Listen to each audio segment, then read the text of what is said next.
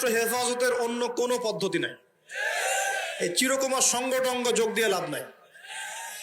আর যতই হারাম প্রেম করেন না কেন, এই প্রেমগুলো আপনাকে মনে শান্তি দিবে না, এগুলো আপনাকে অস্থির করে রাখবে। কেন? কারণ এটা হারাম, এটা হারাম।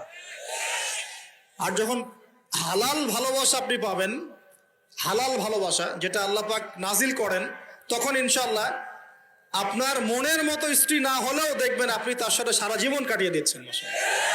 কারণ এই ভালোবাসা আল্লাহর পক্ষ থেকে আসবে। এখানে শুধু এই যে কিছু মানুষ মনে করে বিয়ে মানে যৌনতা, তাই না? এটা একটা কনসেপ্ট তৈরি করে দেওয়া হয়েছে, বিয়ে মানে মনে হয় যৌনতা। আসলে বিয়ে যৌনতার বৈধ একটা পথ মাত্র, এটা হালাল একটা পথ মাত্র। এখানে আরো বড় বিষয়টা হচ্ছে দায়িত্ববোধ।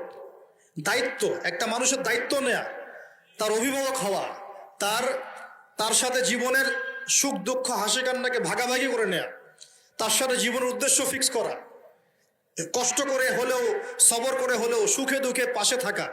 স্বপ্ন মানে পাশে থাকা। স্বপ্ন মানে কি? পাশে থাকা। তার দায়িত্ব নেয়া, রেসপন্সিবিলিটি নেয়া, তাকে খাওয়ানো, তার ভরণ পোষণ দেয়া।